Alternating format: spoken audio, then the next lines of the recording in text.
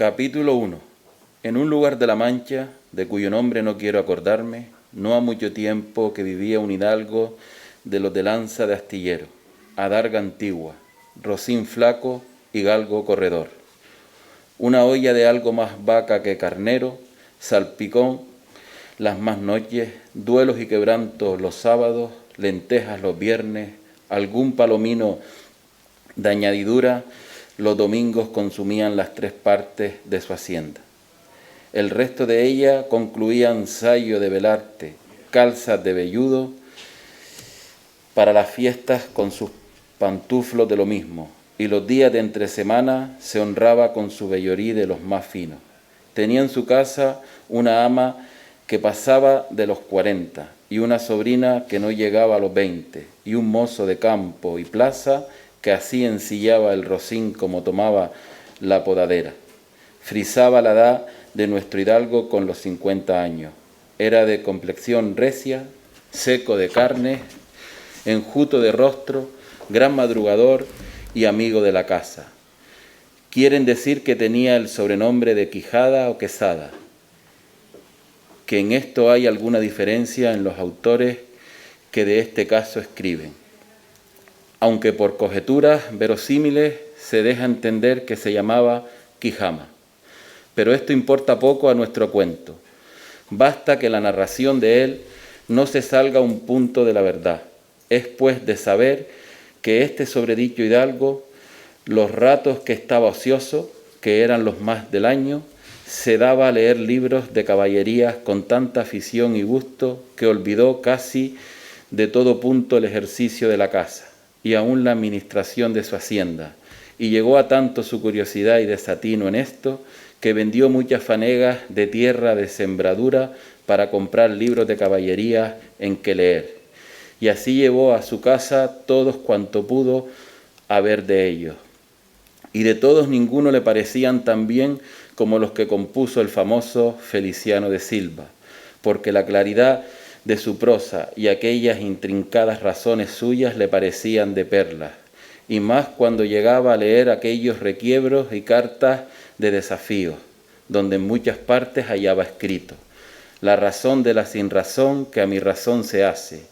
de tal manera mi razón enflaquece, que con razón me quejo de la vuestra hermosura. Y también cuando leía: los altos cielos que de vuestra divinidad divinamente con las estrellas os fortifican y os hacen merecedora del merecimiento que merece la vuestra grandeza. Con estas razones perdía el pobre caballero el juicio y desvelábase por entenderlas y desentrañarles el sentido, que no se los sacara ni los entendiera el mismo Aristóteles si resucitara para solo ello. No estaba muy bien con las heridas que don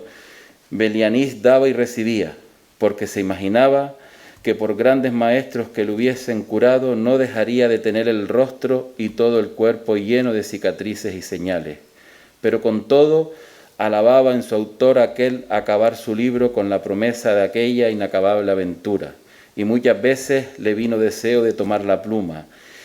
y de ella fin al pie de letra como allí se promete, y sin duda alguna lo hiciera y aún saliera con ello, si otros mayores y continuos pensamientos no se le estorbaran. Tuvo muchas veces competencia con el cura de su lugar, que era hombre docto, graduado en Sigüenza, sobre cuál había sido mejor caballero, Palmerín de Inglaterra o Amadís de Gaula. Más maese Nicolás, barbero del mismo pueblo, decía que ninguno llegaba al caballero de Febo, y que si alguno se le pedía comparar era don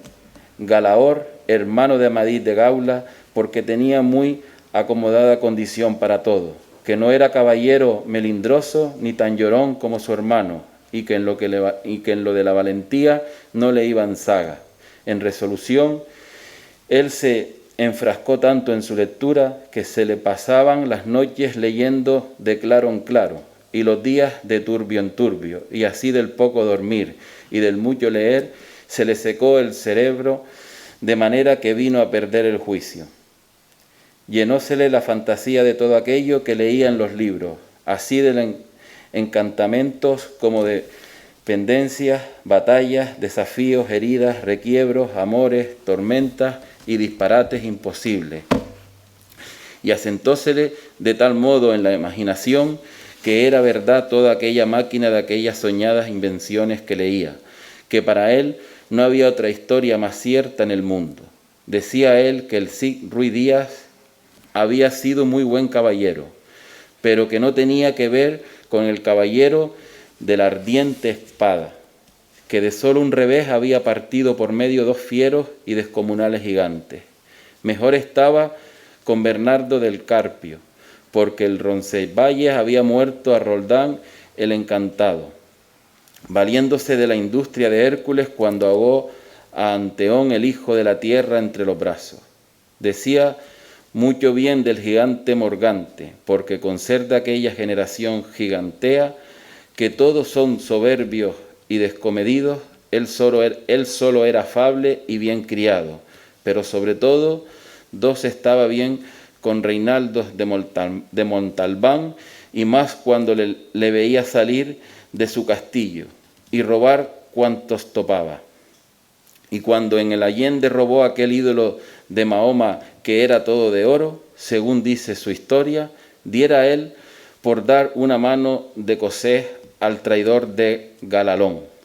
el ama que tenía y aún a su sobrina de añadidura. En efecto, rematado ya su juicio, vino a dar en el más extraño pensamiento que jamás dio loco en el mundo, y fue que le pareció convenible y necesario, así para el aumento de su honra como para el servicio de su república, hacerse caballero andante e irse por todo el mundo con sus armas y caballos a buscar las aventuras y a ejercitarse en todo aquello que él había leído de los caballeros andantes se ejercitaban, deshaciendo todo género de agravio y poniéndose en ocasiones y peligros donde acabando les cobrase eterno nombre y fama.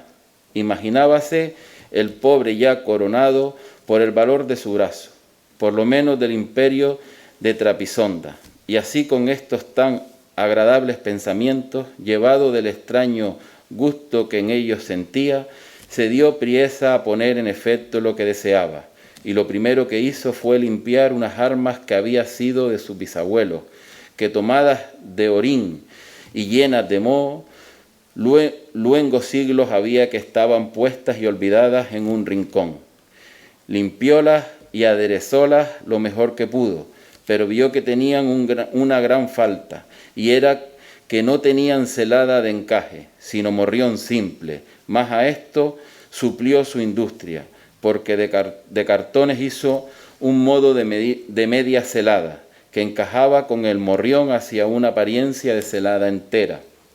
Es verdad que para probar si era fuerte y podía estar al riesgo de una cuchillada, sacó su espada y le dio 2 golpes, y con el primero y en un punto deshizo lo que había hecho en una semana. Y no dejó de parecerle mal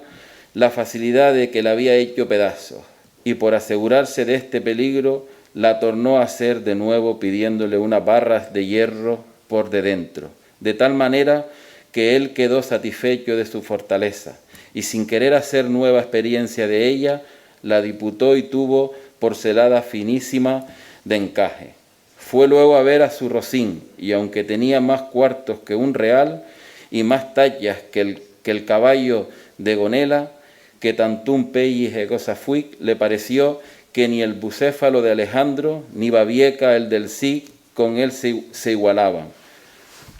4 días se le pasaron en imaginar qué nombre le pondría, porque según se decía de él sí mismo, no era razón de caballero tan famoso, y tan bueno él por sí, estuviese sin nombre conocido, y así procuraba acomodársele de manera que declarase quién había sido antes que fuese de caballero andante, y lo que era entonces, pues estaba muy puesto en razón de mudando su señor estado, mudase él también el nombre, y le cobrase famoso y de estruendo, como convenía a la nueva orden y al nuevo ejercicio que ya profesaba. Y así después de muchos nombres que formó, borró y quitó, añadió, deshizo y tornó a hacer en su memoria e imaginación, al fin le vino a llamar Rocinante, nombre a su parecer alto, sonoro y significativo de lo que había sido cuando fue Rocín, antes de lo que ahora era, que era antes y primero de todos los rocines del mundo. Puesto nombre y tan a su gusto a su caballo, quiso ponérsele a sí mismo, y en este pensamiento duró otros 8 días, y al cabo se vino a llamar Don Quijote, de donde, como queda dicho, tomaron ocasión los autores de esta tan verdadera historia, que sin duda se debía de llamar Quijada y no Quesada, como otros quisieron decir.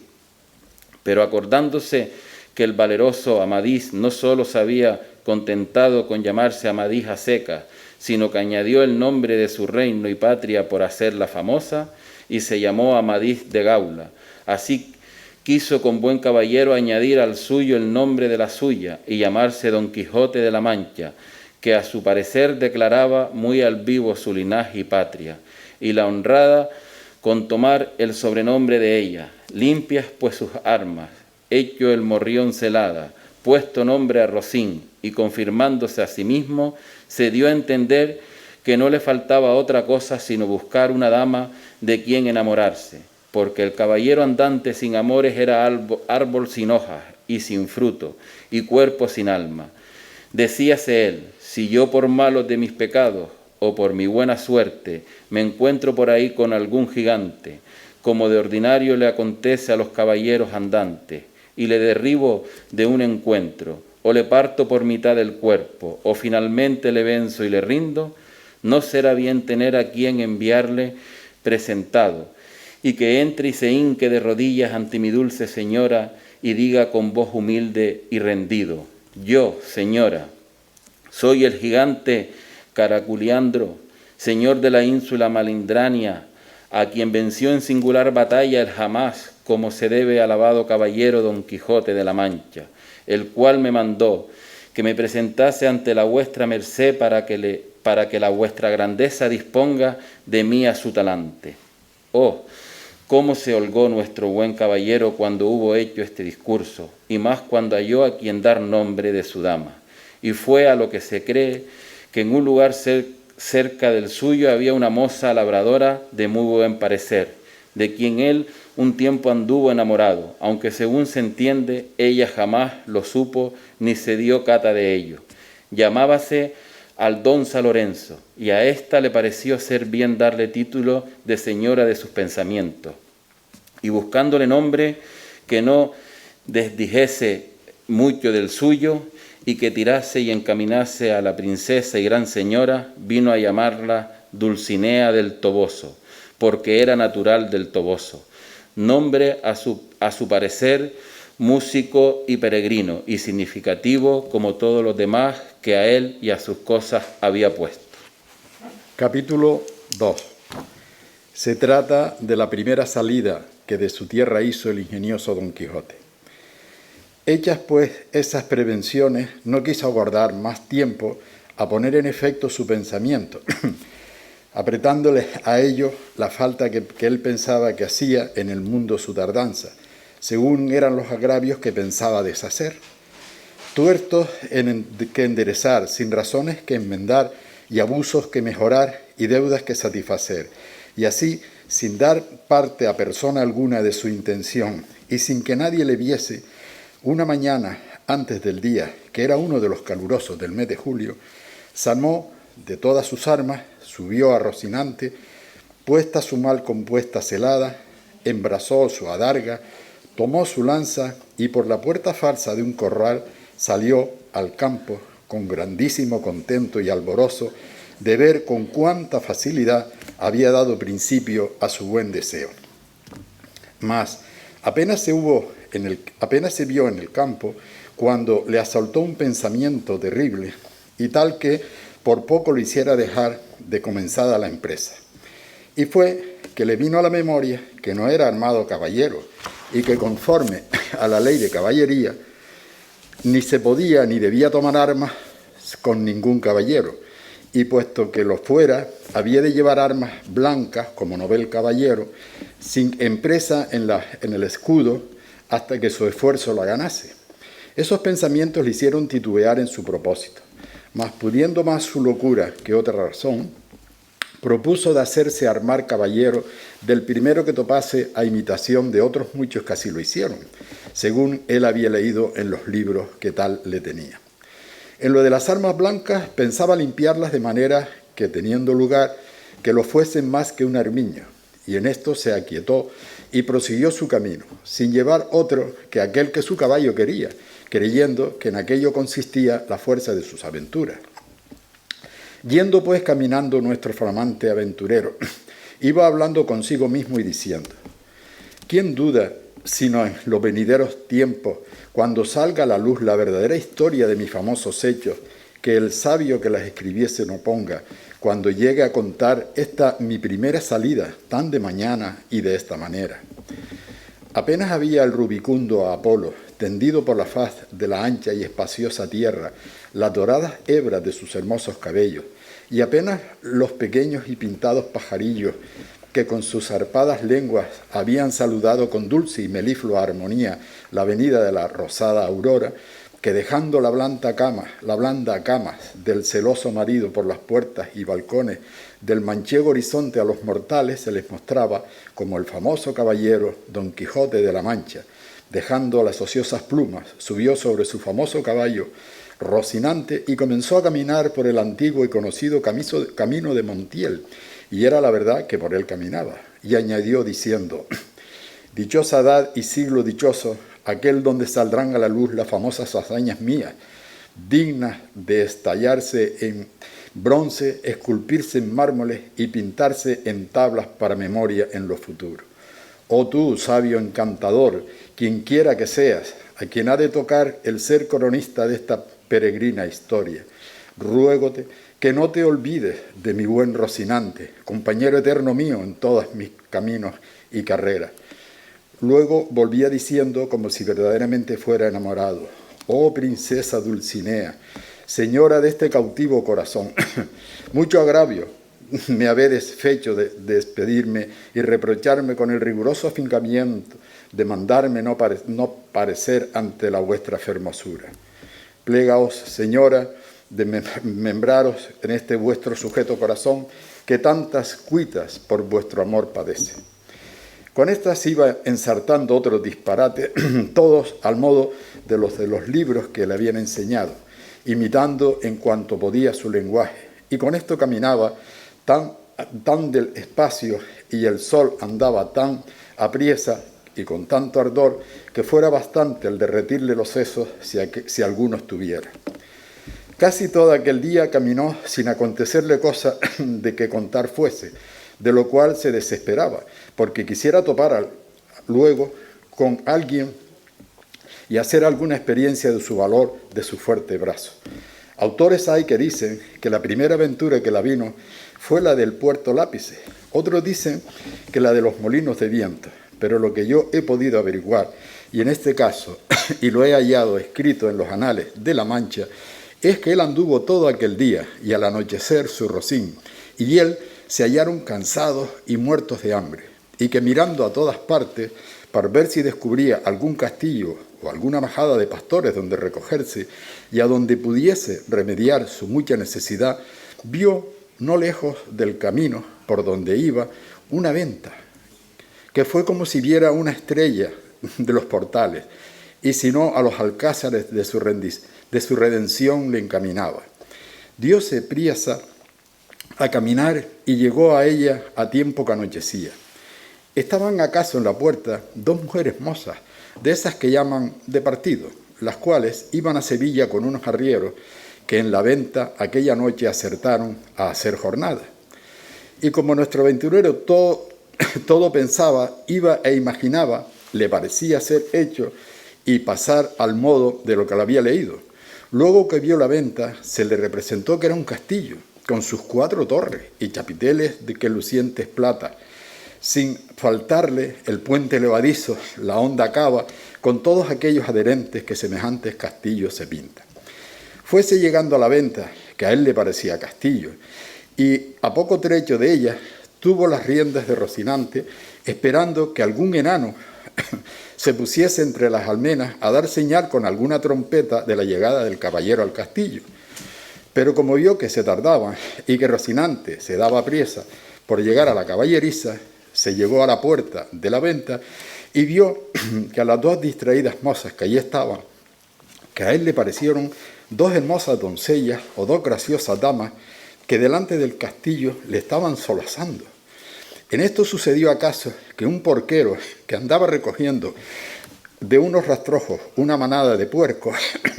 que sin perdón así se llaman, tocó su cuerpo, y a cuya señal ellos se recogen, y al instante se le representó a Don Quijote lo que deseaba, que era que algún enano hacía señal de su venida. Y así, con extraño contento, llegó a la venta y a las damas, las cuales, como vieron venir un hombre de aquella suerte armado, con lanza y adarga, llenas de miedo, se iban a entrar en la venta. Pero Don Quijote, coligiendo con su ida su miedo, alzándose la visera del papilón y descubriendo su seco y polvoroso rostro, con gentil talante y voz reposada les dijo: no fuyan las vuestras mercedes, ni teman desaguisado alguno, que a la orden de caballería que profeso non toca ni atañe facerle a ninguno, cuanto más a tan altas damas como vuestras presencias demuestran. Mirábanle las mozas y andaban con los ojos buscándole el rostro que la mala visera le encubría. Mas, como se oyeran llamar doncella, cosa tan fuera de su profesión, no pudieron tener la risa, y fue de manera que Don Quijote vino a correrle y decirle: bien parece la mesura en las fermosas y mucha sandez, además la risa que de leve causa procede. Pero non vos, lo digo, porque os aquietedes, ni mostrades mal talante, que el mío non es del al que de serviros. El lenguaje no entendido por la señora y el mal talle de nuestro caballero acrecentaba en ellas la risa y en él el enojo, y pasara por delante, si a aquel punto no saliera el ventero, hombre que por ser muy gordo era muy pacífico, el cual, viendo aquella figura contra ella, armada de armas tan desiguales como eran la brida, lanza, adarga y coselete, no estuvo en nada en acompañar a las damas en las muestras de su contento. Mas, en efecto, temiendo la máquina de tantos pertrechos, determinó de hablarle comedidamente y así le dijo: si vuesa merced, señor caballero, busca posada, amén de lecho, porque en esta venta no hay ninguno, todo lo demás se hallará en ella en mucha abundancia. Viendo Don Quijote la humildad del alcaide de la fortaleza, que le pareció a él que el ventero y la venta, respondió: para mí, señor caballero, señor castellano, cualquier cosa basta, porque mis arreos son las armas, mi descanso el pelear.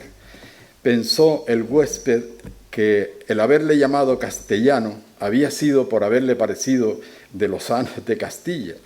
aunque él era andaluz y de los de la playa de Sanlúcar, no menos ladrón que caco, ni menos maleante que estudiante o paje. Y así le respondió: según eso, las camas de vuestra merced serán duras peñas y su dormir siempre velar. Y siendo así,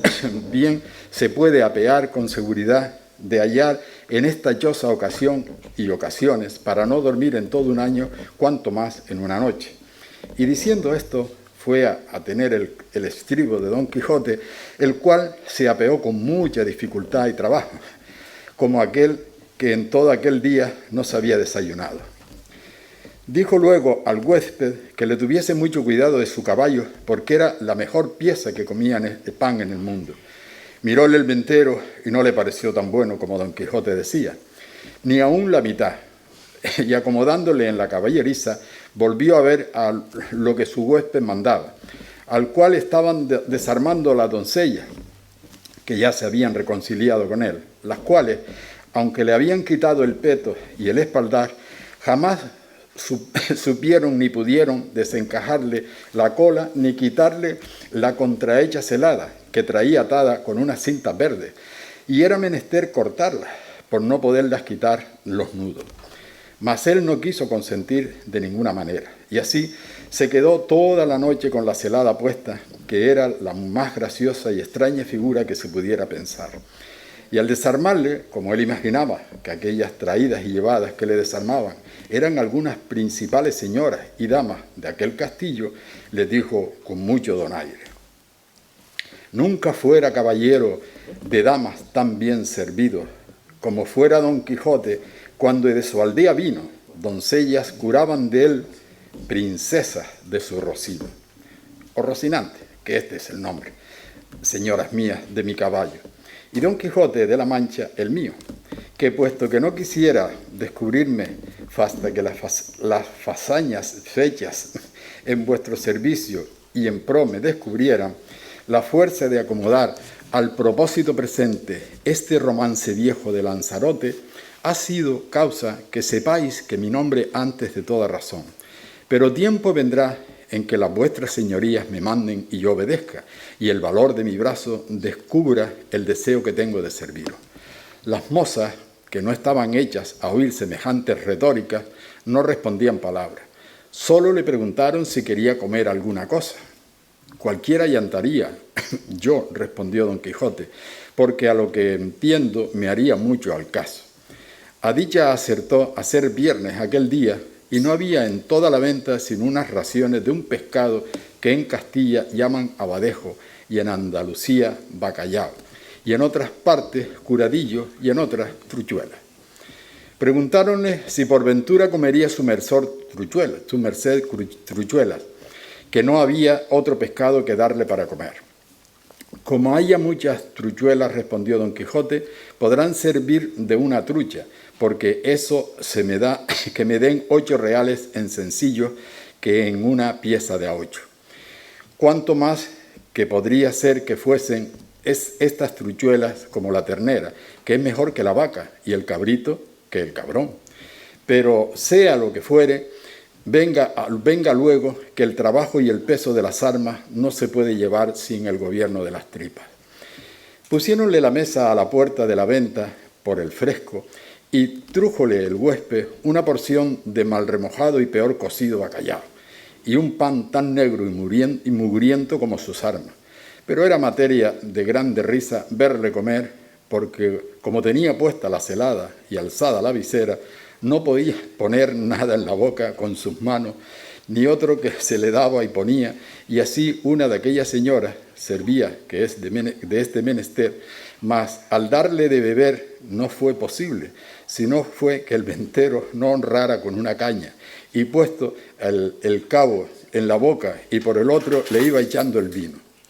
Y todo esto lo recibía en paciencia a trueco de romper las cintas de la celada.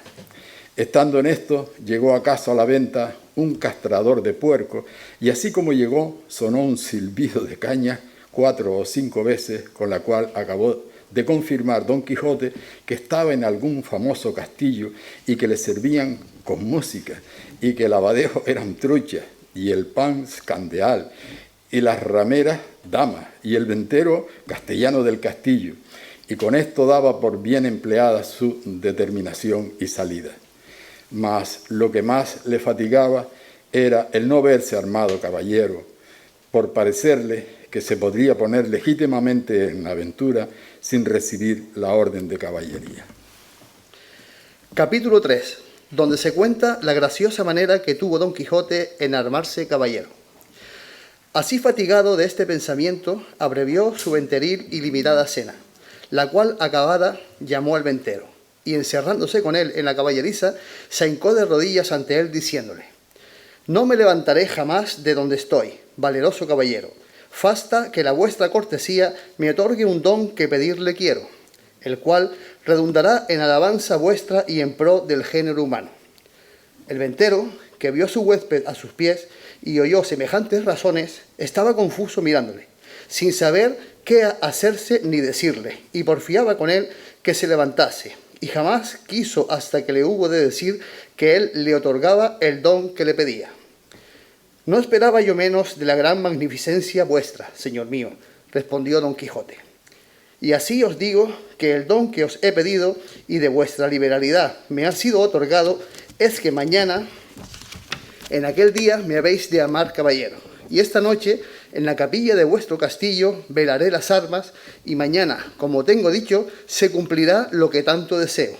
para poder, como se debe, ir por todas las 4 partes del mundo buscando aventuras en pro de los menesterosos, como está a cargo de la caballería, y de los caballeros andantes como yo soy, cuyo deseo a semejantes fazañas es inclinado. El ventero, que como está dicho era un poco socarrón y tenía algunos barruntos de la falta de juicio de su huésped, acabó de creerlo cuando acabó de oír semejantes razones, y por tener que reír aquella noche determinó de seguirle el humor. Y así le dijo que andaba muy acertado en lo que decía y pedía, y que tal propuesto era propio y natural de los caballeros tan principales como él parecía y como su gallarda presencia mostraba. Y él, en el asimismo, en los años de su mocedad, se había dado a aquel honroso ejercicio, andando por diversas partes del mundo buscando sus aventuras, sin que hubiese dejado los percheles de Málaga, islas de Granada, playa de Sanlúcar, Potro de Córdoba y las Ventillas de Toledo, y otras diversas partes donde había ejercitado la ligereza de sus pies y sutileza de sus manos, haciendo muchos tuertos, recuestando muchas viudas, deshaciendo algunas doncellas y engañando a algunos pupilos, y finalmente dándose a conocer por cuantas audiencias y tribunales hay casi en toda España, y que lo último se había venido a recoger a aquel su castillo, donde vivía con su hacienda y con las ajenas, recogiendo en él a todos los caballeros andantes de cualquiera calidad y condición que fuesen, solo por la mucha afición que les tenía y porque partiesen en él de sus haberes en pago de su buen deseo. Díjole también que en aquel su castillo no había capilla alguna donde poder velar las armas, porque estaba derribada para hacerla de nuevo, pero que en caso de necesidad él sabía que se podían velar donde quiera, y que aquella noche las podría velar en un patio del castillo, que a la mañana, siendo Dios servido, se harían las debidas ceremonias, de manera que él quedase armado caballero, y tan caballero que no pudiese ser más en el mundo. Preguntóle si traía dineros. Respondió don Quijote que no traía blanca, porque él nunca había leído en las historias de los caballeros andantes que ninguno las hubiese traído. A esto dijo el ventero que se engañaba, que puesto caso que en las historias no se escribía, por haberles parecido a los autores de ellas que no era menester escribir una cosa tan clara y tan necesaria de traerse, como eran dineros y camisas limpias, no por eso se había de creer que no los trujeron. Y así tuviese por cierto y averiguado que todos los caballeros andantes, de que tantos libros están llenos y atestados, llevaban bien herradas las bolsas por los que pudiese sucederles, y asimismo llevaban camisas y una arqueta pequeña llena de ungüentos para curar las heridas que recibían, porque no todas veces en los campos y desiertos donde se combatía y salían heridos, bien quien los curase, sí que ya no era que tenían algún sabio encantador por amigo, que luego los socorría trayendo por el aire en alguna nube, alguna doncella o enano, con alguna redoma de agua de tal virtud,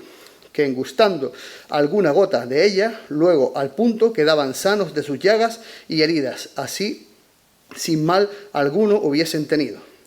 Más que en tanto que esto no hubiese, tuvieron los pasados caballeros por cosa acertada que sus escuderos fuesen proveídos de dineros y de otras cosas necesarias, como eran hilas y ungüentos para curarse. Y cuando sucedía que tales caballeros no tenían escuderos, que eran pocas y raras veces, ellos mismos los llevaban todo en unas alforjas muy sutiles, que casi no se parecían a las ancas del caballo,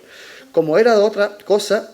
de más importancia, porque no siendo por ocasión semejante, esto de llevar alforjas no fue muy admitido entre los caballeros andantes, y por esto le daba por consejo, pues aún se lo podía mandar como a su ahijado, que tan presto lo había de ser, que no caminase de allí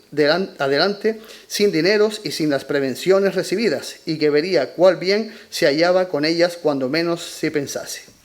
Prometióle don Quijote de hacer lo que se le aconsejaba con toda puntualidad, y así se dio luego orden como velase las armas en un corral grande que a un lado de la venta estaba, y recogiéndolas, don Quijote todas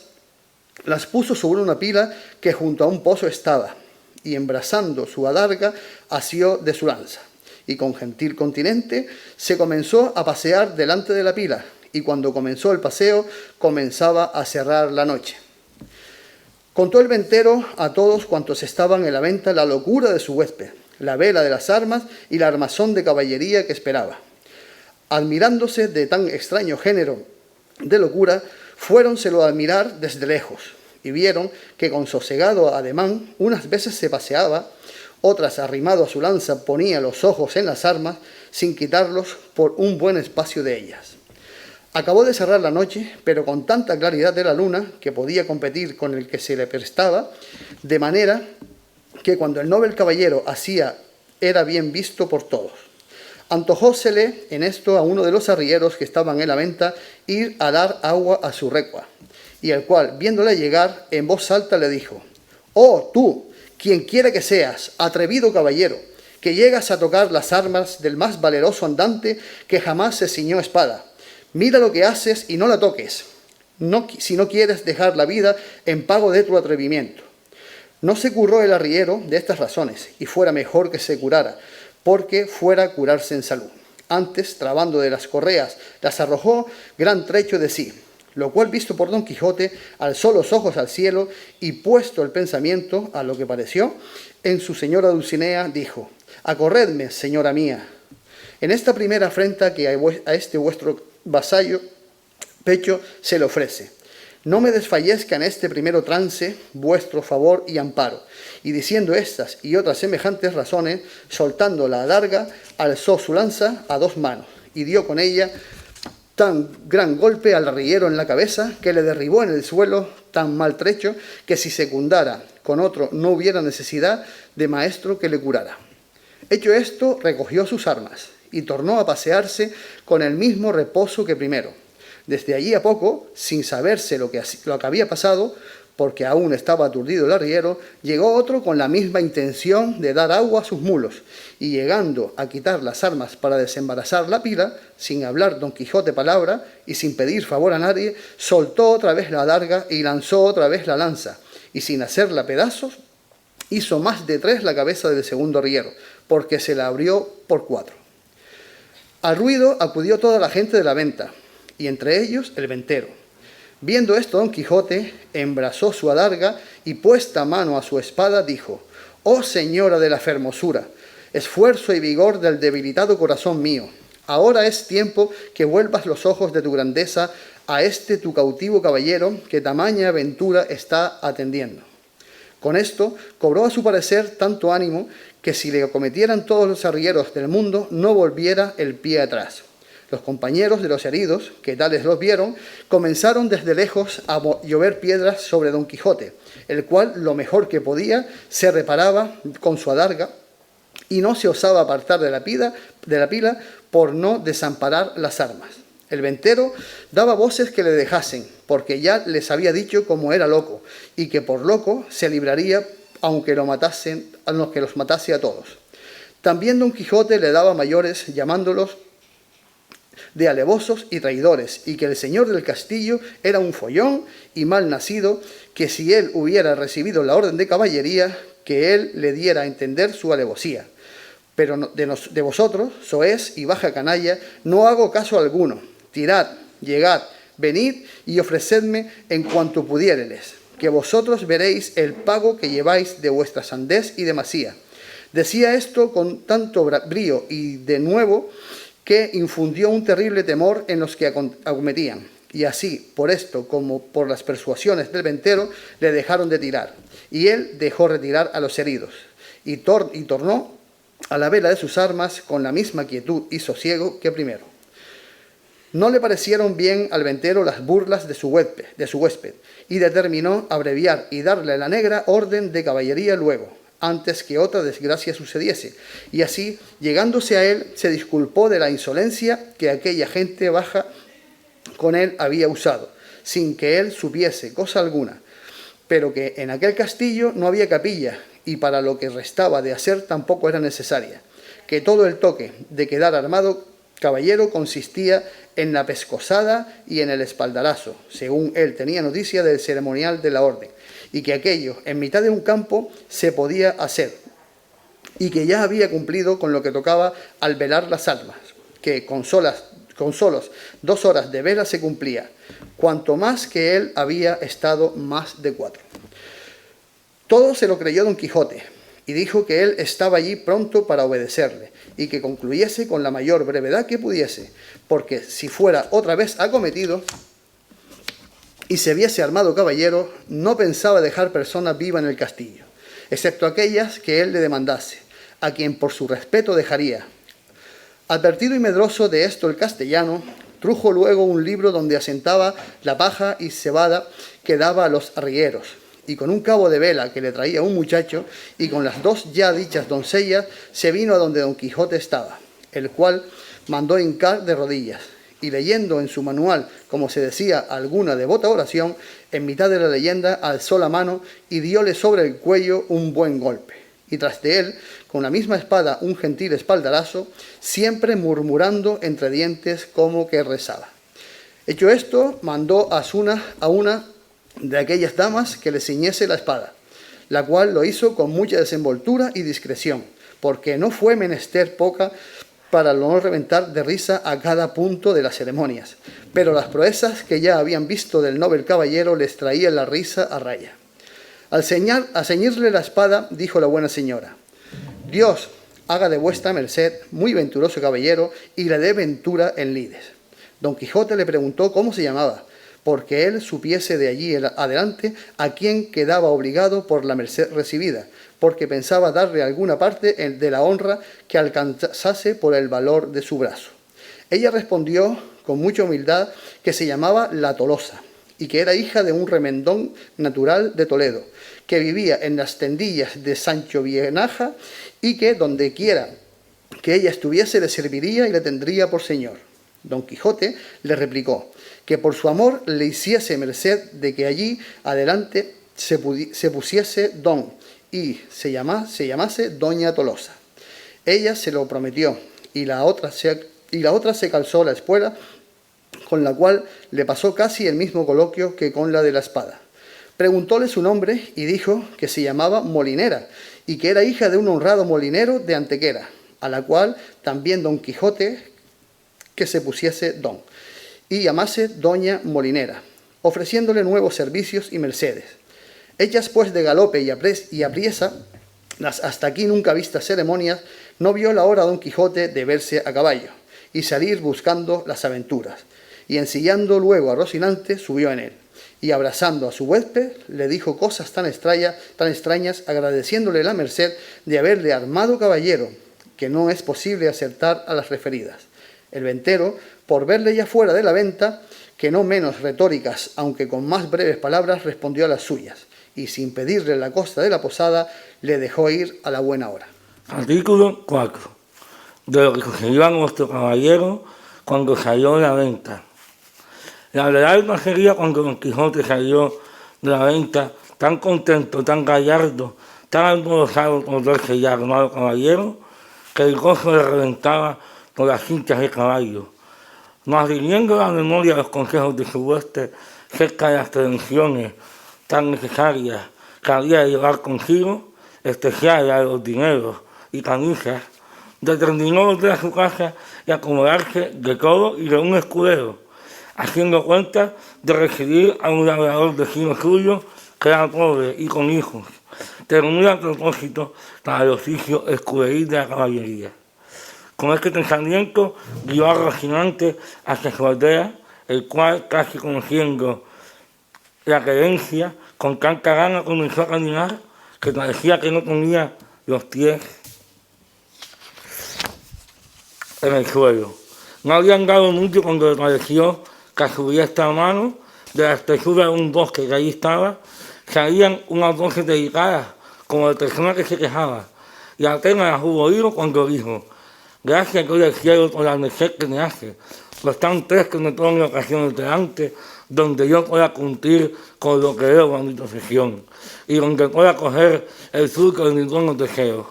Estas voces sin duda son de algún menesteroso o menesterosa que han de menester mi favor y ayuda. Y volviendo las riendas encaminó a Rocinante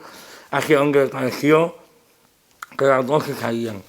y a todos los pasos que entró por el bosque, dio a cada una yegua, una encina, y a cada en otra un muchacho desnudo de medio cuerpo arriba, hasta de edad de 15 años, que era el que las 12 cabras, y no sin causa, porque estaba dando con una tretina muchos azotes, un labrador de buen talle, y cada azote acompañaba con una retención y consejo, porque decía, la lengua queda y los ojos listos. Y el muchacho respondía, no la veo otra vez, Señor mío, por la pasión de Dios que no la veo otra vez. Y yo prometo de tener de aquí adelante más cuidado con el acto. Y viendo Don Quijote lo que pasaba, con voz airada dijo, descortés caballero, mal parece tomarnos con quien defender no se puede.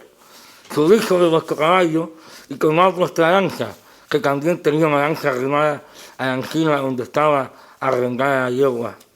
Que yo os haré conocer ser de cobarde lo que estáis haciendo. El labrador, que dio sobre sí aquella figura llena de armas, blandiendo la lanza sobre su rostro, túvose por muerto, y con unas palabras respondió, Señor caballero, este muchacho que estoy castigando es un criado que me sirve de guardar una manada de ovejas que tengo en estos contornos, el cual es tan descuidado que cada día me falta una. Y porque castigo su descuido o bellaquería, dice que hago el miserable, por no pagarle la soldada que le debo, y en Dios y en mi ánima que miente. Miente delante de mí, ruin villano, dijo Don Quijote. Por el sol que nos alumbra, que estoy por pasado de parte a parte con esta lanza. Pagarle luego sin más réplica, sino por el Dios que nos rige, que os concluya y aniquile en este punto. De sacarlo luego, el labrador bajó la cabeza y sin responder palabra, desató a su criado, al cual preguntó Don Quijote que cuánto le debía a su amo. Él dijo que 9 meses, a 7 reales cada mes. Hizo la cuenta Don Quijote y halló que montaban 63 reales. Y dijo al labrador que al momento los desembolsase si no querían morir por ellos. Respondió el nervioso villano que por el paso en que estaba el juramento que había hecho, y aún no había jurado nada, que no eran tantos, porque se habían de descontar y recibir en cuenta 3 pares de zapatos que le había dado y un real de 2 sangrías que le habían hecho estando enfermo. Bien está todo eso, replicó Don Quijote, pero quédense los zapatos y las sangrías por los azotes que sin culpa le habéis dado, que si él rompió el cuero de los zapatos que vos pagaste, vos le habéis rompido el de su cuerpo, y si le sacó el barbero sangre estando enfermo, vos en sanidad se habéis sacado. Así que por esta tarde no te doy nada. El daño está, señor caballero, en que no tengo aquí dinero. Véngase Andrés conmigo a mi casa, que yo se os pagaré un real sobre otro. ¿Irme yo con él? Dijo el muchacho. ¿Más?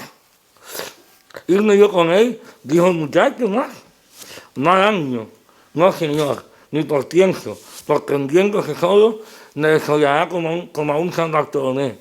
No hará caer, replicó Don Quijote. Basta que yo se lo mande para que me tenga respeto. Y con él me lo juro por la ley de caballería que ha recibido. Le dejaré ir libre y aseguraré la paga. Digo vuestra merced, señor, lo que dice, dijo el muchacho, que este niño no es caballero, ni ha recibido orden de caballería alguna,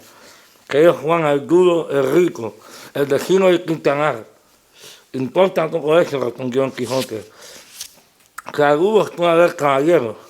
cuanto más que cada uno es hijo de sus obras. Así es verdad, dijo Andrés, pero este niño, ¿de qué obras es hijo? Pues no niega ni soldada ni sudor y trabajo. No niego, hermano Andrés, respondió el labrador, y hacerme placer de veniros conmigo, que yo juro que todas las órdenes que de caballería hay en el mundo, de pagados como tengo dicho un real sobre otro, y aún sahumados. De los sahumeros os hago gracias, dijo Don Quijote, dáselos en reales, que con eso me contento. Y mirad que lo cumpláis como habéis jurado, si no por el mismo juramento, os juro de volver a buscaros y castigaros, y que os tengo de hallar, aunque os escondáis más que una lagartija. Y si queréis saber quién os manda esto, para quedar con más veas, os dirá con Tirio, sabed que yo soy el valeroso Don Quijote de la Mancha, el desfacedor de agravios y sin razones, y a Dios quedad, y no se os parta de las mientes lo prometido y jurado, sotena de la tela pronunciada. Y en diciendo esto tiró a Rocinante, y en breve Estacio se apartó de ellos. Siguió el labrador con los ojos, y cuando vio que había traspuesto del bosque y que ya no parecía, volvió a suplir a Andrés y díjole: venid acá, hijo mío, que os quiero pagar lo que os debo, como aquel deshacedor de agravios me dejó mandado. Eso juro yo, dijo Andrés, y como que andará vuestra merced acercado en cumplir el mandamiento de aquel buen caballero, que ni años viva, que según el de valeroso y el buen juez, dile Roque que si no me paga, que vuelva y ejecute lo que dijo. También lo juro yo, dijo el labrador, pero por lo mucho que os quiero que se encargue la deuda para que se la paga. Y haciéndole el brazo, le tornó a atar a la encina, donde le dio tantos azotes que dejó todo muerto. Llamad, señor Andrés, ahora, decía el labrador, al desfacedor de agravios, veis cómo no le faje a aqueste, aunque creo que no está acabado de hacer, porque no tiene ganas de desollaros vivos, como vos teníais. Pero al fin le sacó y le dio licencia que fuese a buscar a su juez para que ejecutase la pronunciada sentencia. Andrés se partió algo mohino, jurando de ir a buscar al valeroso Don Quijote de la Mancha y contarle punto por punto lo que había pasado y que se lo había de pagar con las setenas. Pero con todo esto, él se partió llorando y su amo se quedó riendo, y de esta manera deshizo el agravio el valeroso Don Quijote, el cual, contentísimo de lo sucedido, pareciéndole que había dado felicísimo y alto principio a su caballería, con gran satisfacción de sí mismo, iba caminando hacia su aldea, diciendo a media voz: bien te puedes llamar dichosa sobre cuantas hoy viven en la tierra, oh sobre las bellas, bella Dulcinea del Toboso, pues te con suerte tener sujeto y rendido a toda tu voluntad y tajante a un tan valiente y tan nombrado caballero como lo es y será Don Quijote de la Mancha, el cual, como todo el mundo sabe, ayer recibió la orden de caballería y hoy ha efecto el mayor tuerto y agravio que formó la sin razón y cometió la crueldad. Hoy quitó el látigo de la mano a aquel despiadado enemigo que tan sin ocasión vaculaba a aquel delicado infante. En esto llegó un camino que en cuatro se dividía, y luego se le dio una imaginación las encrucijadas donde los caballeros andantes se ponían a pensar cuál camino de aquellos tomarían, y por indicarlo estuvo un rato quedo, y al cabo de haberlo muy bien pensado, soltó la rienda a Rocinante, dejando a la voluntad de Rocinante suya, el cual siguió su primer intento, que fue irse camino de su caballeriza. Y habiendo andado como 2 millas, descubrió Don Quijote un grande cortés de gente, que como después se supo, eran unos mercaderes toleranos que iban a comprar seda a Murcia. Eran 6 y venían con sus quitasores, con otros 4 criados a caballo y 3 mozos de mulas a pie. Apenas lo utilizó Don Quijote cuando se imaginó ser cosa de nueva aventura, y por imitar en todo cuanto a él le parecía posible los pasos que había leído en sus libros, le pareció venir allí en molde uno que pensaba hacer. Y así con gentil continente y de nuevo se afirmó bien en los estribos, apretó la lanza, llegó la larga al techo y puesto a la mitad del camino estuvo esperando que aquellos caballeros andantes llegasen, que ya el portal los tenía y jugaba. Y cuando llegaron al techo que se pudieron ver y oír, levantó Don Quijote la voz y con ademán arrogante dijo: todo el mundo se tenga, si todo el mundo no confisa que no hay en el mundo todo doncella más hermosa que la emperatriz de la Mancha, la sin par Dulcinea del Toboso. Paráronse los mercaderes al son de estas razones, y al ver las extrañas figuras que las decían, y por la figura y por ella, luego echaron de ver la locura de su dueño. Nos quisieron ver despacio en qué paraba aquella concesión que se les pedía, y uno de ellos, que era un poco burlón y mucho discreto, le dijo: señor caballero, nosotros no conocemos quién sea esa buena señora que decís, mostrándola, que si ella fuese de tanta hermosura como significáis, de buena gana y sin atrevio alguno, confesaremos la verdad que total de vuestra nos es pedida. Si os la mostrara, replicó Don Quijote, ¿qué hicierais vosotros en confesar una verdad tan notoria? La importancia está en que sin verla la habéis de creer, confesar, afirmar, jurar y defender. Donde no, conmigo sois en batalla, gente descomunal y soberbia, que ahora vengáis uno a uno como tiene la orden de caballería, ahora todos juntos, como es costumbre, y no la usanza de los de vuestra ralea. Aquí os aguardo y espero, considerando la razón que de parte tengo. Señor caballero, replicó el mercader, suplico a vuestra merced, en nombre de todos esos príncipes que aquí estamos, que porque no encarguemos nuestras conciencias confesando una cosa por nosotros jamás vista ni oída, y no haciendo tan perjuicio de las emperatrices y reinas de la Alcarria y Extremadura, que vuestra merced se ha servido de mostrarnos algún retrato de esa señora, aunque sea tamaño como un grano de trigo, que con el hilo se sacará el ovillo, y traeremos con estos sacrificios y seguros. Y vuestra merced quedará contento y pagado. Y aún creo que estamos ya tan de su parte, que aunque su retrato nos muestre que es cruel un ojo, y que del otro emana vermellón y tiene azufre, con todo eso por complacer a vuestra merced, diremos en su favor todo lo que quisiere. No le manda canalla infame, respondió Don Quijote encendido en cólera. No le manda, digo, eso que decís, sino ámbar y alcaída entre algodones, y no es tuerta ni corcovada, sino más derecha que un uso de guadarrama. De vosotros pagaréis la grande blasfemia que habéis dicho contra tamaña deidad como es la de mi señora. Y en diciendo esto, arremetió con la lanza baja contra el que lo había dicho con tanta furia y enojo, que si la buena suerte no hiciera que la mitad del camino tropezara y cayera Rocinante, lo pasara mal el querido mercader.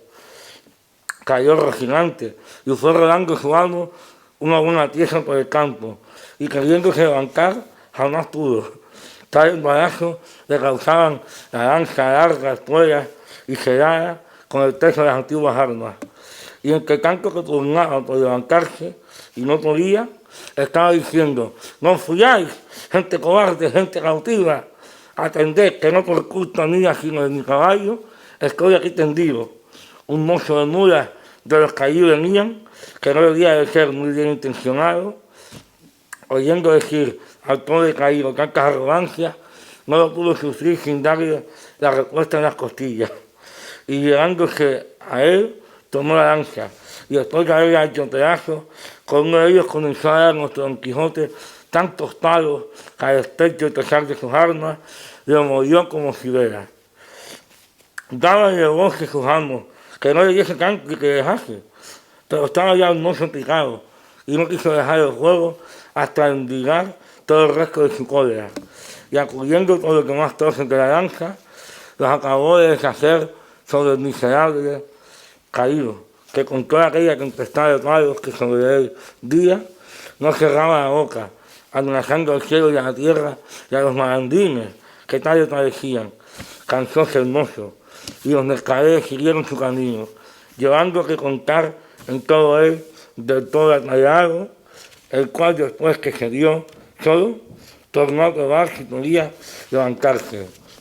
Pero si no lo pudo hacer cuando sano y bueno, cómo lo había morido y casi deshecho.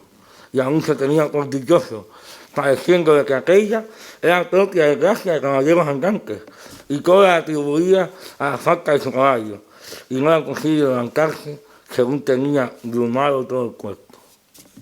Capítulo 5, donde se prosigue la narración de la desgracia de nuestro caballero. Viendo pues en efecto no podía menearse, acordó de acogerse a su ordinario remedio, que era pensar en algún paso de sus libros, y trujóle su locura a la memoria aquel de Baldovino y del marqués de Mantua,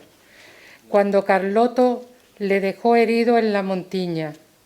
Historia sabida de los niños, no ignorada de los mozos, celebrada y aún creída de los viejos,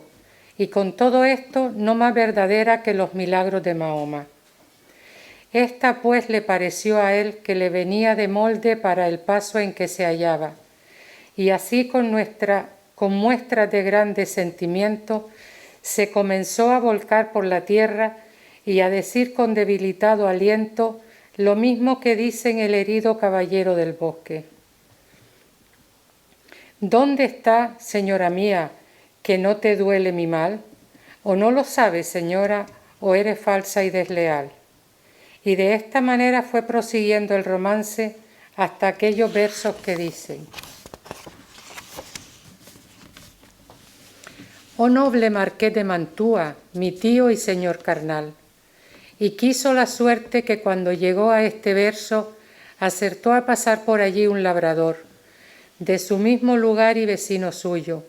que venía de llevar una carga de trigo al molino, el cual viendo a aquel hombre allí tendido, se llegó a él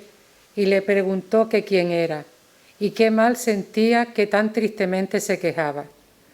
Don Quijote creyó sin duda que aquel era el marqués de Mantua, su tío, y así no le respondió otra cosa, sino fue proseguir en su romance, donde le daba cuenta de su desgracia y de los amores del hijo del emperante con su esposa. Todo de la misma manera que el romance lo canta. El labrador estaba admirado oyendo aquellos disparates y quitándole la visera, que ya estaba hecha pedazos de los palos. Le limpió el rostro que lo tenía lleno de polvo, y apenas le hubo limpiado cuando le conoció y le dijo: Señor Quijada, que así se debía llamar cuando él tenía juicio y no había pasado de hidalgo sosegado a caballero andante. ¿Quién ha puesto a vuestra merced de esta suerte? Pero él seguía con su romance a cuanto le preguntaba. Viendo esto el buen hombre, lo mejor que pudo le quitó el peto y espaldar para ver si tenía alguna herida, pero no vio sangre ni señal alguna. Procuró levantarle del suelo y no con poco trabajo le subió sobre su jumento por parecerle caballería más sosegada. Recogió las armas hasta las astillas de la lanza y liólas sobre Rocinante, al cual tomó de la rienda y del cabestro del asno, y se encaminó hacia su pueblo bien pensativo de oír los disparates que don Quijote decía, y no menos iba don Quijote, que de puro molido y quebrantado no se podía tener sobre el borrico, y de cuando en cuando daba unos suspiros que los ponía en el cielo, de modo que de nuevo obligó a que el labrador le preguntase, le dijese qué mal sentía, y no parece sino que el diablo le traía a la memoria los cuentos acomodados a sus sucesos, porque en aquel punto, olvidándose de Baldovino, se acordó del moro Abindarráez, cuando el alcaide de Antequera, Rodrigo de Narváez, le preguntó y llevó preso a su alcaidía. De suerte que cuando el labrador le volvió a preguntar que cómo estaba y qué sentía, le respondió las mismas palabras y razones que el cautivo Abecenraje respondía a Rodrigo de Narváez, del modo que él había leído la historia en la Diana de Jorge de Montemayor,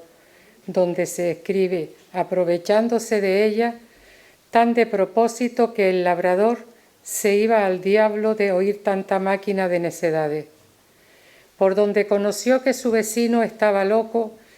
y dábale priesa a llegar al pueblo por excusar el enfado que don Quijote le causaba con su larga arenga. Al cabo de lo cual dijo: sepa vuestra merced, señor don Rodrigo de Narváez,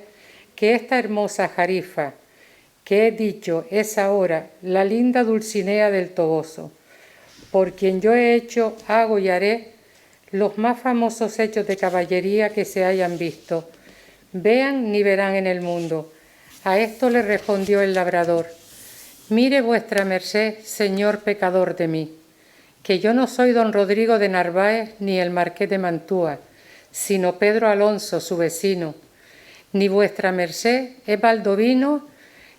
ni Abendarráez, sino el honrado hidalgo del señor Quijada. Yo sé quién soy, respondió don Quijote, y sé que puedo ser no solo lo que he dicho, sino todos los 12 pares de Francia, y aún todos los 9 de la fama, pues a todas las hazañas que ellos todos juntos y cada uno por sí hicieron, se aventajarían las mías. En estas pláticas y en otras semejantes llegaron al lugar a la hora que anochecía, pero el labrador aguardó a que fuese algo más noche, porque no viesen al molido hidalgo tan mal caballero. Llegada pues la hora que le pareció, entró en el pueblo y en la casa de don Quijote, la cual halló toda alborotada, y estaban en ella el cura y el barbero del lugar, que eran grandes amigos de don Quijote, que estaba diciéndole su ama a voces: ¿qué le parece a vuestra merced, señor licenciado Pero Pérez, que así se llamaba el cura, de la desgracia de mi señor? 6 días que no parecen él ni el rocín, ni la adarga, ni la lanza, ni las armas. Desventurada de mí, que me voy a entender, y así es ello la verdad como nací para morir, que estos malditos libros de caballería que él tiene y suele leer, tan de ordinario, le han vuelto el juicio, que ahora me acuerdo haberle oído decir muchas veces, hablando entre sí, que quería hacerse caballero andante e irse a buscar las aventuras por esos mundos. Encomendados sean a Satanás y a Barrabás tales libros, que así han hecho a perder el más delicado entendimiento que había en toda la Mancha. La sobrina decía lo mismo y aún decía más: sepa, señor maese Nicolás, que este era el nombre del barbero, que muchas veces le aconteció a mi señor tío estarse leyendo en estos desalmados libros de desventura 2 días con sus noches, al cabo de los cuales arrojaba el libro de la mano y ponía mano a la espada y andaba a cuchilladas con las paredes. Y cuando estaba muy cansado, decía que había muerto a 4 gigantes como 4 torres, y el sudor que sudaba del cansancio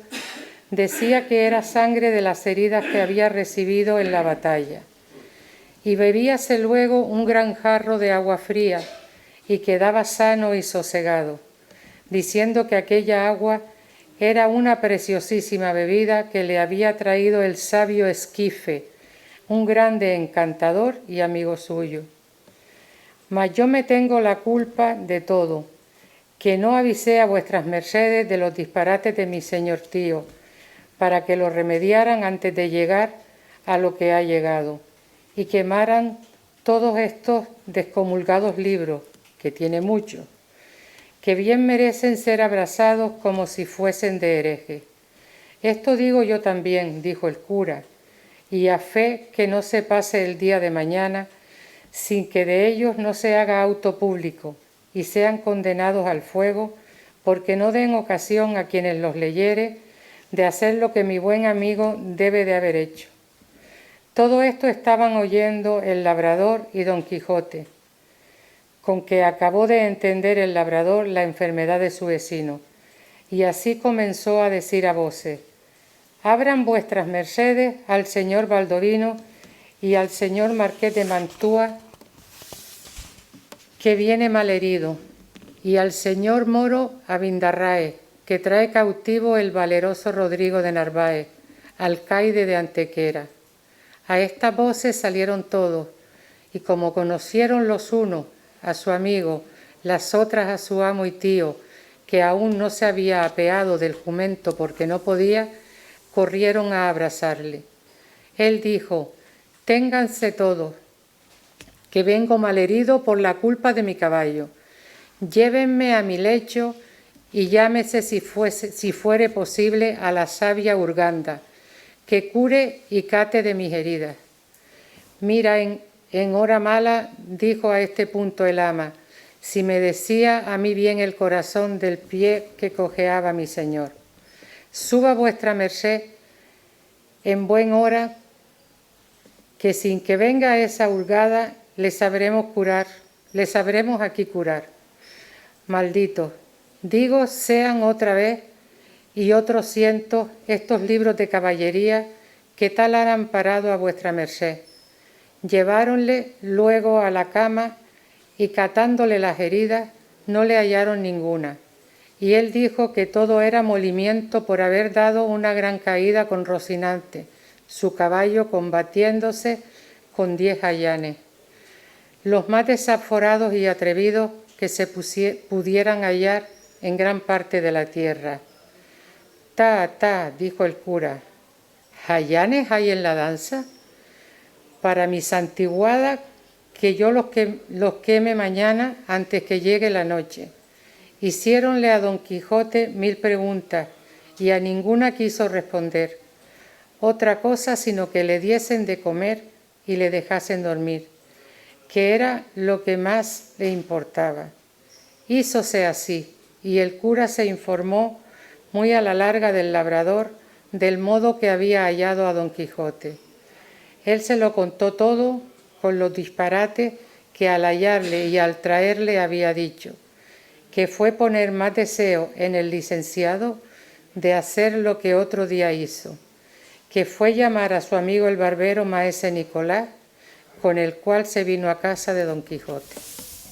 Capítulo 6.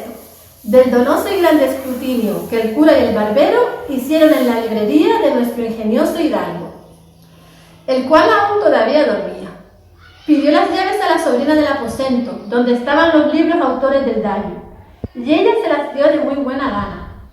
Entraron dentro todos, y la ama con ellos, y hallaron más de 100 cuerpos de libros grandes, muy bien encuadernados,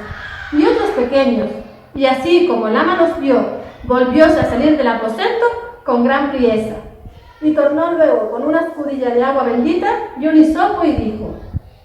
«Tome vuestra merced, señor licenciado, rocíe este aposento, no esté aquí algún encantador de los muchos que tienen estos libros y nos encanten, en pena de las que les queremos dar, echándolos del mundo». Causó risa al licenciado la simplicidad del ama y mandó al barbero que le fuese dando de aquellos libros uno a uno, para ver de qué trataba, pues podía ser hallar algunos que no mereciesen castigo de fuego. «No», dijo la sobrina, «no hay para qué perdonar a ninguno, porque todos han sido los dañadores. Mejor será arrojarlos por las ventanas al patio y hacer un rimero de ellos y pegarles fuego, y si no, llevarlos al corral y ahí saldrá la hoguera y no ofenderá el humo». Lo mismo dijo el ama, tal era la gana que las dos tenían de la muerte de aquellos inocentes. Mas el cura no vino en ello sin primero leer siquiera los títulos, y el primero que maese Nicolás le dio en las manos fue los 4 de Amadís de Jaula, y dijo el cura: «Parece cosa de misterio esta, porque según he oído decir, este libro fue el primero de caballerías que se imprimió en España, y todos los de matizador de una secta tan mala. Le debemos sin excusa alguna condenar al fuego». «No, señor», dijo el barbero, «que también he oído decir que es el mejor de todos los libros de este género se han compuesto, y así, como es su único en su arte, se debe perdonar». «Así es verdad», dijo el cura, «y por esa razón se le otorga la vida por ahora. Veamos ese otro que está junto a él». «Es», dijo el barbero, «la cerga de Esplandia, hijo legítimo de Amantis de Gaula, Pues en verdad, dijo el cura, que no le ha de valer al hijo la bondad del padre. Tomad, señora ama, abrid esa ventana y echadle al corral, y de principio el montón de la hoguera que se ha de hacer. Hízolo así el ama con mucho contento, y el bueno de Esplandián fue volando al corral, esperando con toda paciencia el fuego que le amenazaba. Adelante, dijo el cura. Este que viene, dijo el barbero, es Amadis, de Grecia, y aún todos los de este lado, a lo que creo, son del mismo linaje de Amadis. Pues vayan todos al corral, dijo el cura, que a luego de quemar a la reina Pintiquiminiestra y al pastor Darinel y a sus églogas y a las endiabladas y revueltas razones de su autor, quemaré con ellos al padre que me engendró si anduviera en figura de caballero andante. De eso parece, soy yo, dijo el barbero, y aún yo, añadió la sobrina. Pues así es, dijo el ama.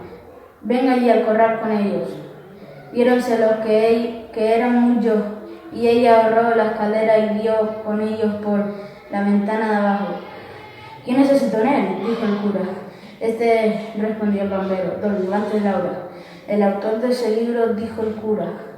fue el mismo que compuso a Jardín de Flores. Y en verdad, de no sepa determinar cuál de los dos libros es más verdadero o, por decir mejor, menos mentiroso. Solo sé decir que este irá al corral por disparatado y arrogante. Este que se sigue es florismante y carnía, dijo el barbero. Ahí está el señor florismante, replicó el cura. Pues a fe que ha de parar presto en el corral, a pesar de su extraño nacimiento y soñadas aventuras que no da lugar a otra cosa, la dureza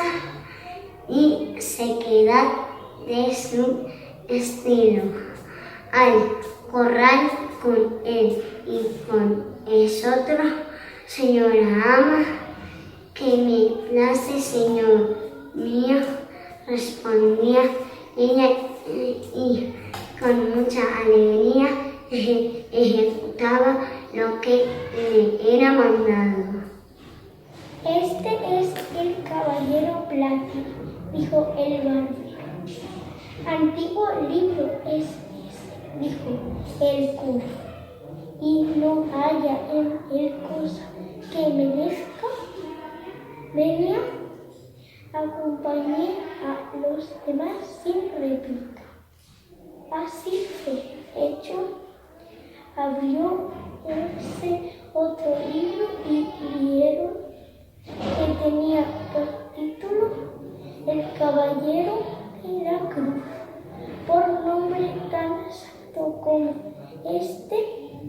libro tiene, se podía perdonar su ignorancia, mas también se decir, tras la cruz está el diablo, vaya al fuego. Tomando el barbero otro libro,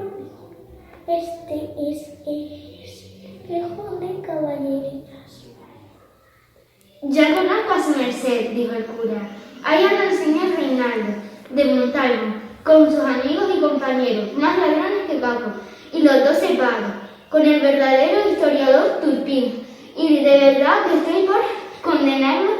no más que de destierro perpetuo, siquiera porque tienen parte de invención, de famoso Mateo Boyardo, de donde también tejió la tela el cristiano poeta Ludovico Ariosto, al cual si aquí le hallo y habla en su otra lengua a la suya, no le guardaré respeto alguno, pero si habla en su idioma le pondré sobre mi cabeza. Ni aun fuera bien que vos le entenderáis, respondió el cura, y aquí le perdonaremos al señor capitán que no le hubiera traído a España y hecho castellano, que le quitó mucho de su natural valor. Y lo mismo harán todos aquellos que los libros de versos quisieran volver en otra lengua. que por mucho cuidado que pongan y habilidad que muestren, jamás llegarán al punto que ellos tienen en su primer nacimiento. Digo en efecto que este libro y todos los que se hallaren que tratan de estas cosas de Francia se echen y se depositen en un pozo seco, hasta que con más acuerdo se vea lo que se ha de hacer de ellos, exceptuando a un Bernardo del Carpio que anda por ahí, y a otro llamado Rosenbaire, que estos han llegado a mis manos, han de estar en las del ama, y de ellas en las del fuego sin remisión alguna. Todo lo confirmó el barbero, y lo tuvo por bien y por cosa muy aceptable, por entender que era el cura tan bien cristiano y tan amigo de la verdad, que no diría otra cosa por todas las del mundo. Y abriendo otro libro, vio que era palmero de oliva, y junto a él otro que se llamaba palmerín de Inglaterra, lo cual, visto por el licenciado, dijo: esa oliva se haga luego raja y se queme, que aún no queden de ella las cenizas, y esa palma de Inglaterra se guarde y se conserve como cosa única, y se haga para ello otra caja como la que halló Alejandro en los Homeros. Este libro, señor compadre, tiene autoridad por dos cosas.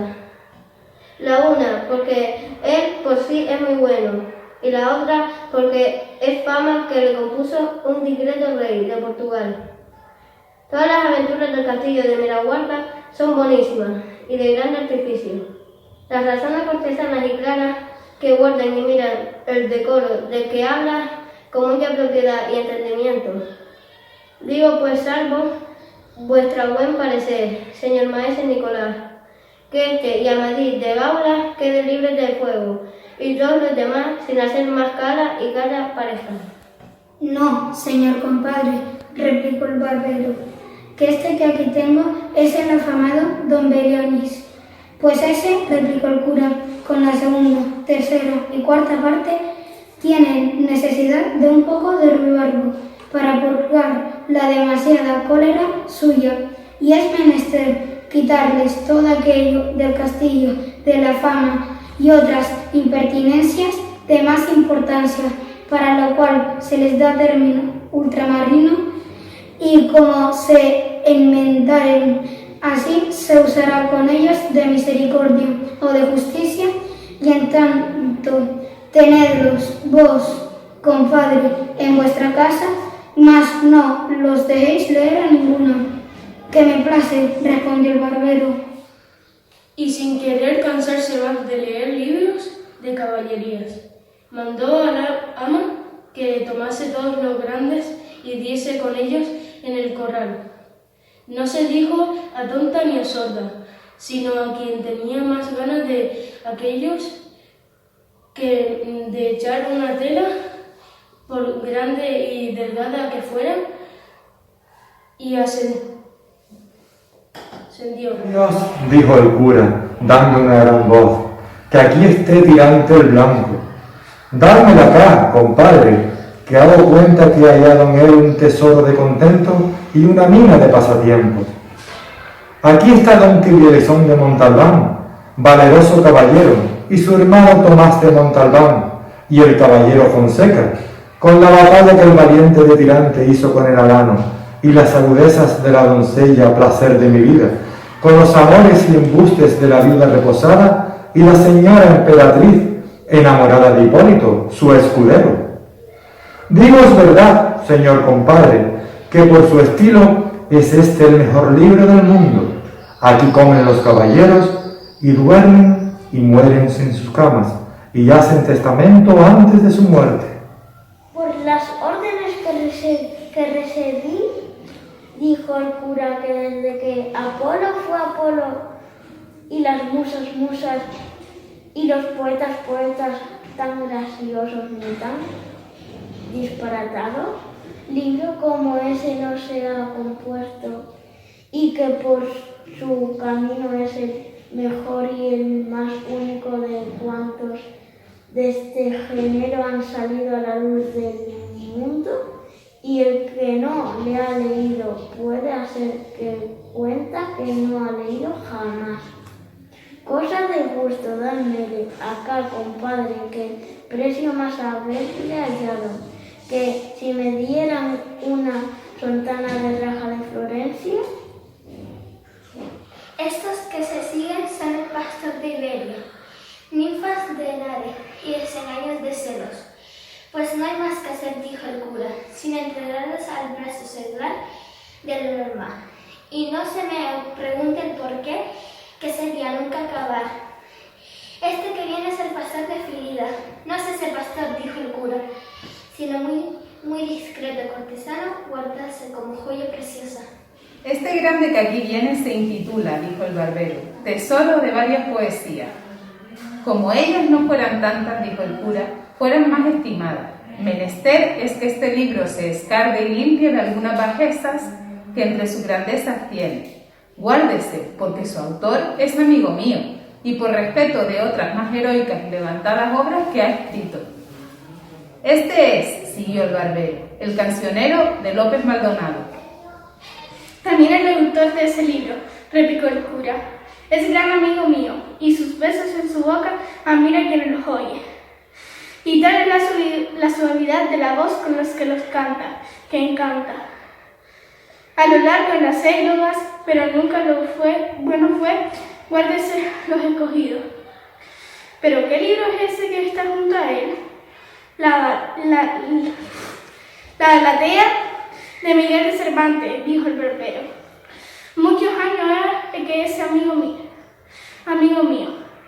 ese Cervantes. Y sé que es más versado en sus dichas que en verso. Su libro tiene algo de buena inversión.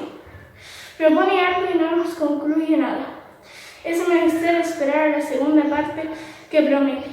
Quizás con la enmienda alcanzará del todo la misericordia que ahora se le niega. Y entre tanto, esto se ve. Tenedle recluso a vuestra posada, señor compadre.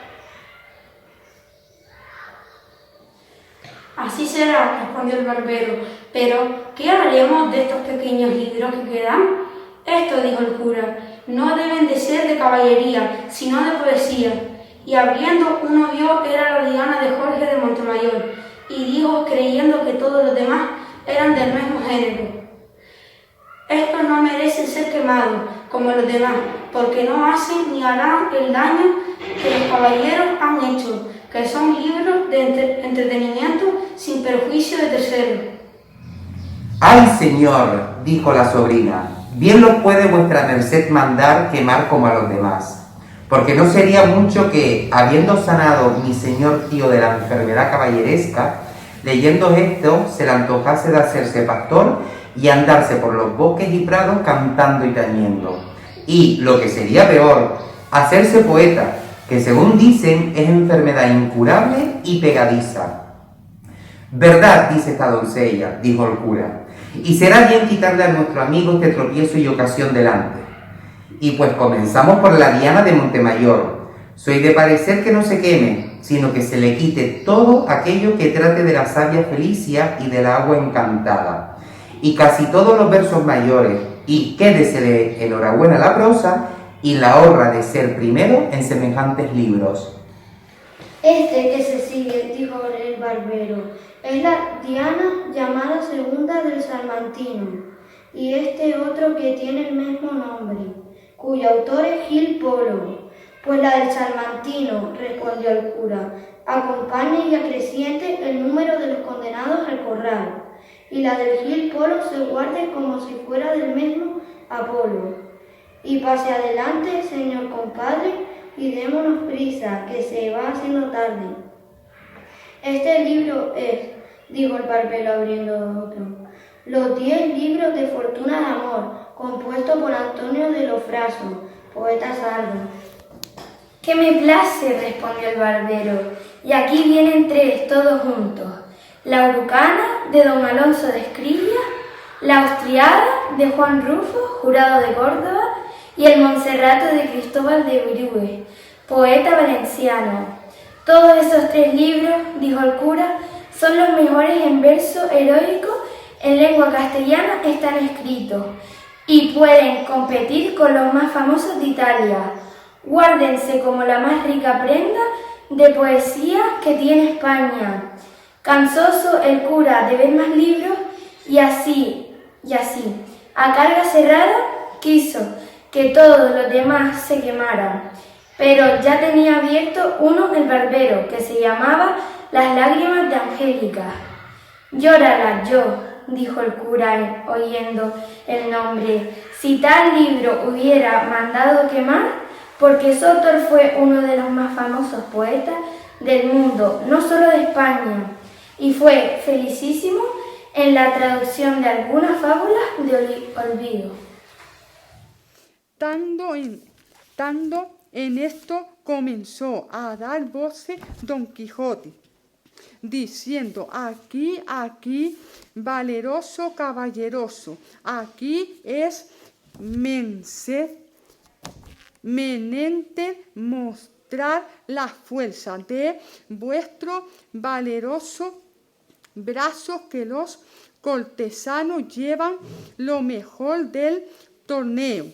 por acudir a este ruido y estruendo no se pasó adelante con el escrutinio de los demás libros que quedaban, y así se cree que fueron al fuego sin ser visto ni oído. La Carolea y León de España con los hechos del emperador, compuesto por don Luis de Ávila, que sin duda debían de estar entre los que quedaban, y quizá si el cura los viera no pasarán por tan rigurosa sentencia. Cuando llegaron a Don Quijote, ya él estaba levantado de la cama y proseguía en sus voces y en sus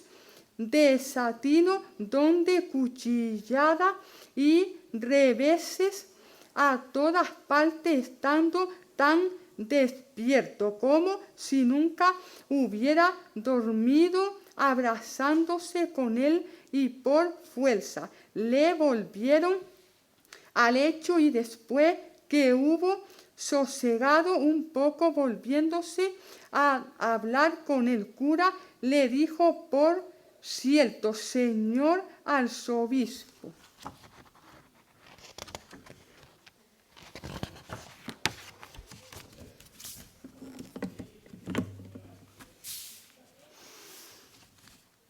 Turpín, que es gran mengua de los que nos llamamos 12 Pérez, dejar tan sin más ni más llevar la victoria de este torneo a los caballeros cortesanos, habiendo nosotros los aventureros ganado el pres en los 3 días antecedentes. Calle vuestra merced, señor compadre, dijo el cura, que Dios será servido, que la suerte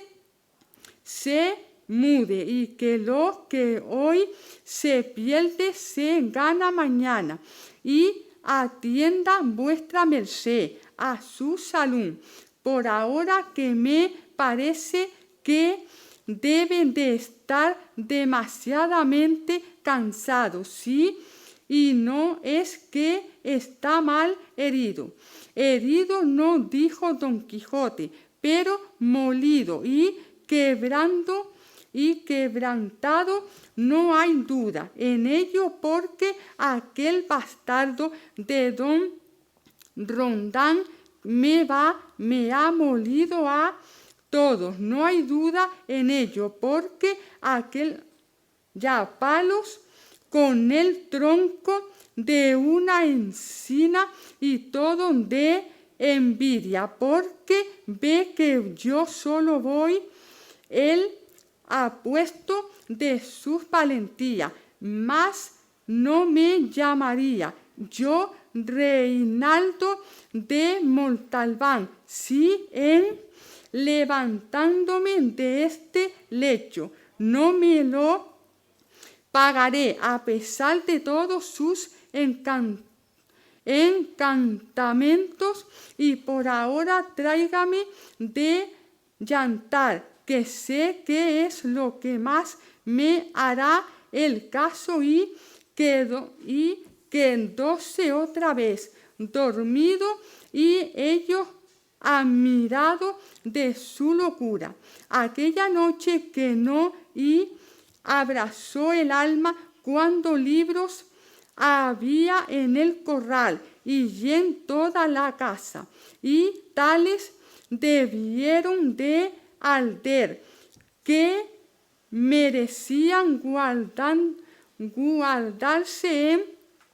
perpetuos archivos, mas no lo permitió su suerte y la pereza del escrituñador, y así se cumplió el refrán en ello de que pagan a la vez juntos por pecadores. Uno de los remedios que el cura y el barbero dieron por entonces para el mal de sus amigos fue que le murasen y tapizasen el aposento de los libros, porque cuando se levantase no los hallase. Quizás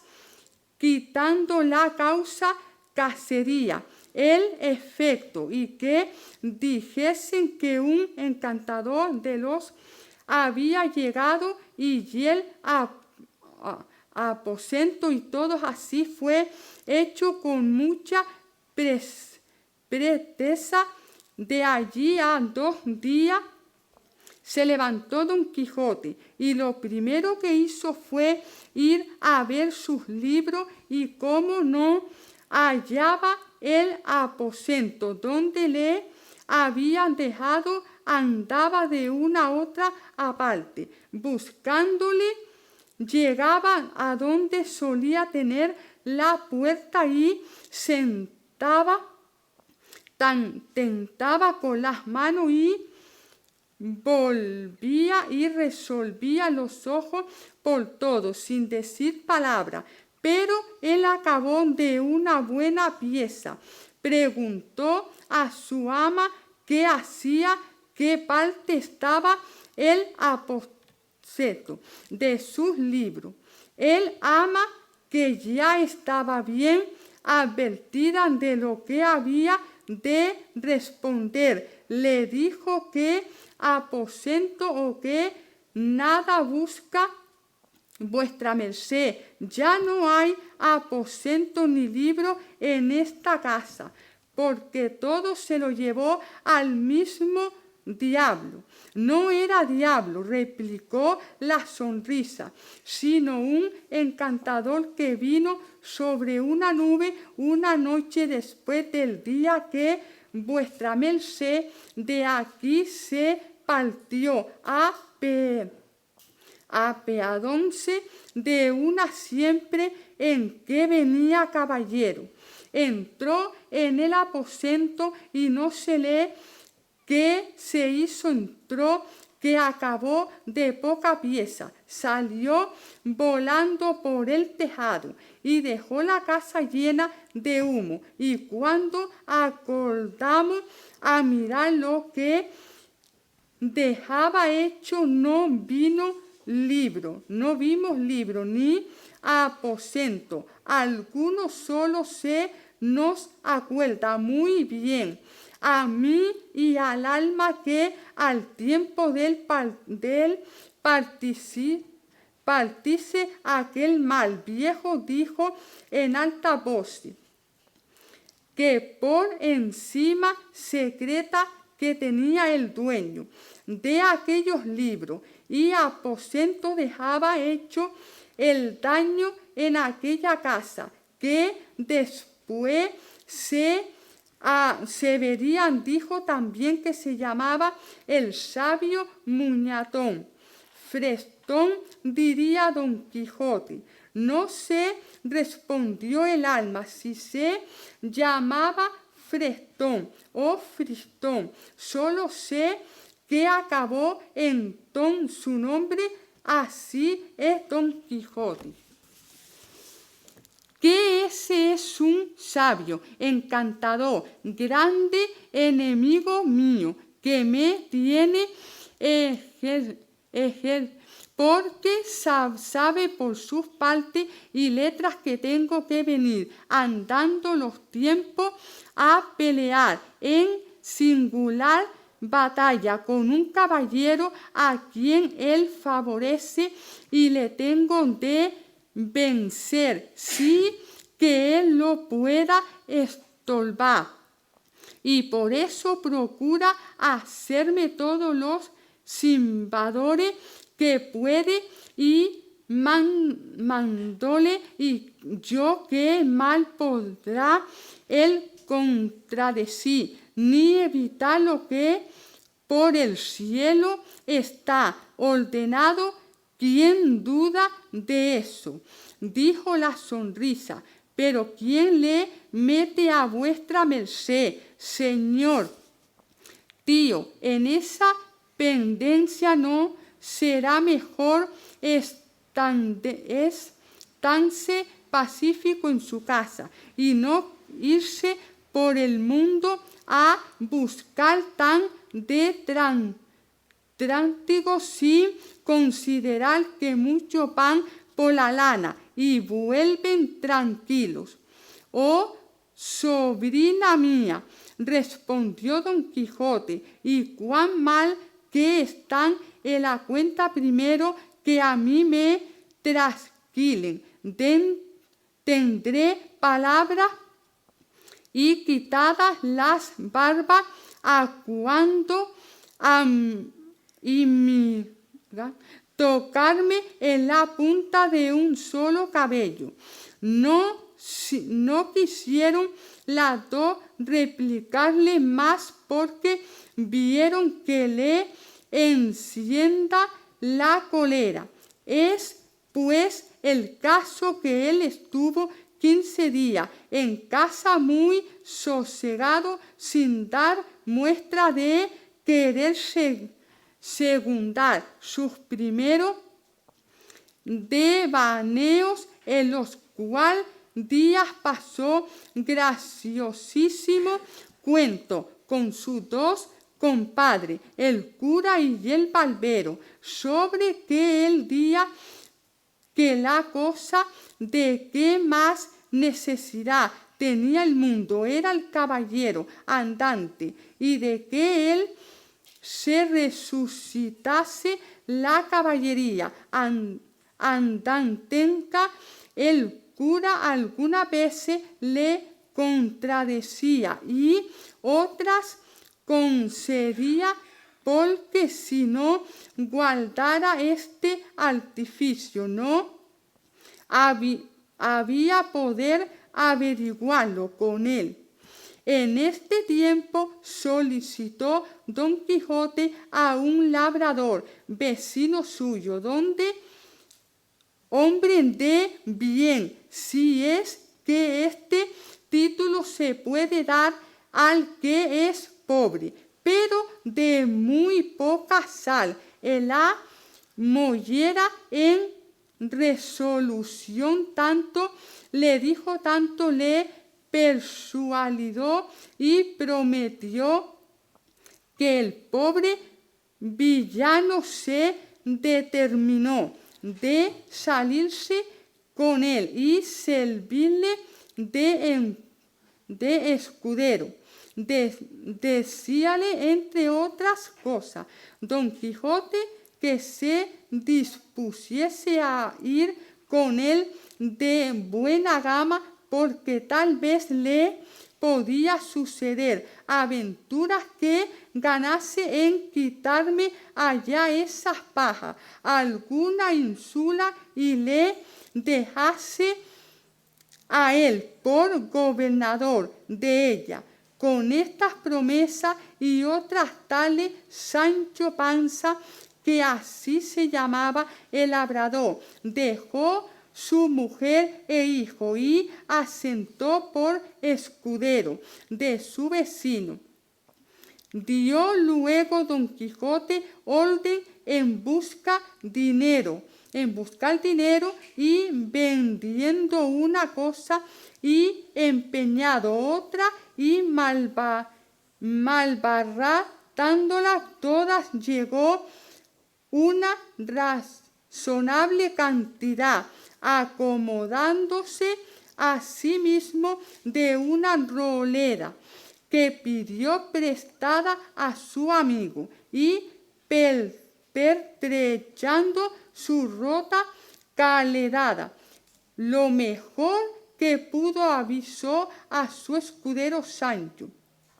el día y la hora que pensaba ponerse en camino, para que él se acordase de lo que viese, que más le era menester. Sobre todo le encargó que llevase alforja. Él dijo que así llevaría y que asimismo pensaba llevar un asno que tenía muy bueno, porque él no estaba duecho a andar mucho a pie. En lo del asno reparó un poco Don Quijote, imaginando si se le acordaba si algún caballero andante había traído escudero, caballero asnalmente, pero nunca le vino alguno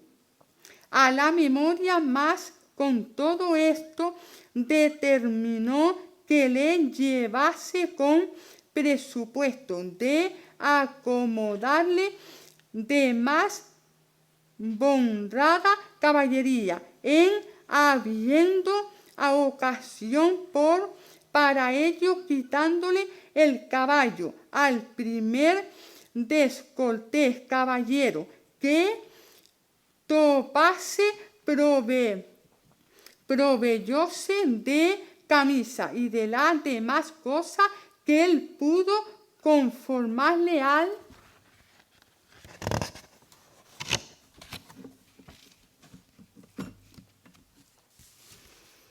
consejo que el ventedero le había dado, todo lo cual hecho y cumplido sin despedirse Panza de su hijo y mujer, Don Quijote de su ama y sobrina, una noche se salieron del lugar sin que persona los viese, en la cual caminaron tanto que al amanecer se tuvieron por segundo de que no los hallaran, aunque los buscase. Iba Sancho Panza sobre su jumento como un patriarca, con sus alforjas y su bota, y con mucho deseo de verse ya gobernado de la ínsula que su amo le decía prometido. Acertó Don Quijote a tomar la misma derrota y caminó de que él había tomado en su primer viaje, que fue por el campo de Montiel, por el cual caminaba con menos pensadumbre que la vez pasada, porque por ese la hora de la mañana y herirles a solayo los rayos del sol no les fatigaban.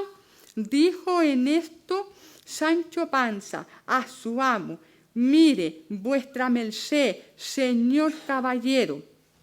andante, que no se le olvide lo que le insula me tiene prometido, que yo le sabe gobernar por grande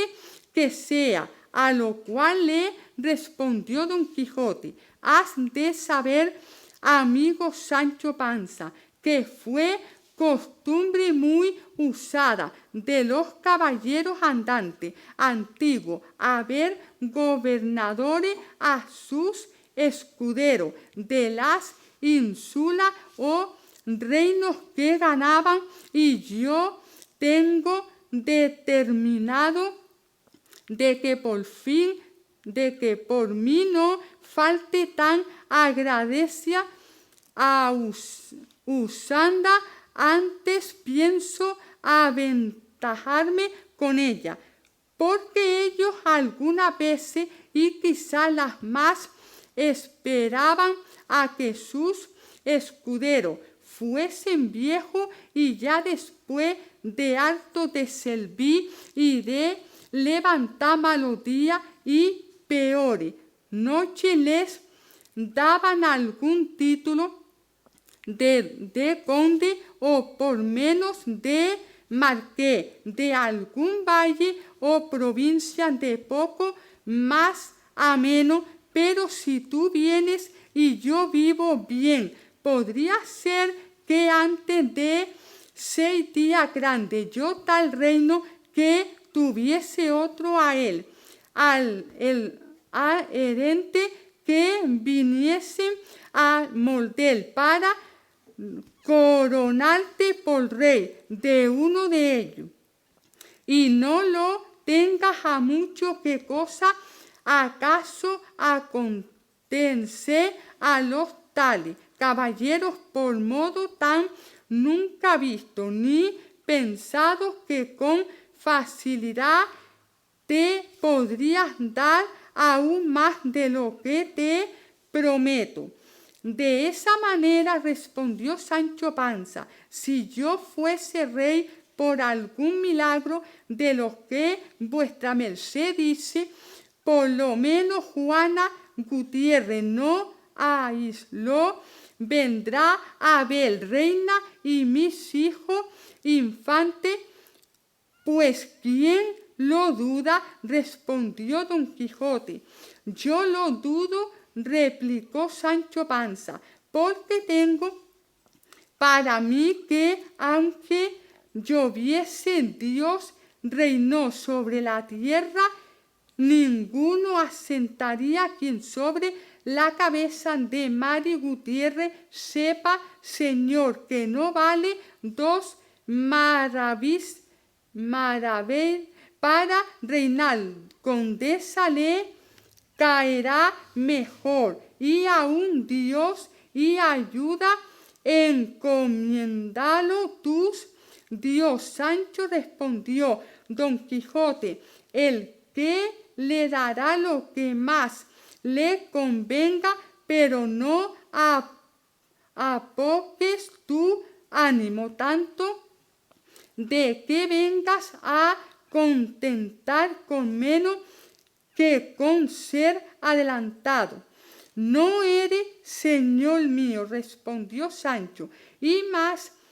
teniendo tan principal amo en vuestra merced, que me sabrá dar todo aquello que me esté bien y yo pueda llevar.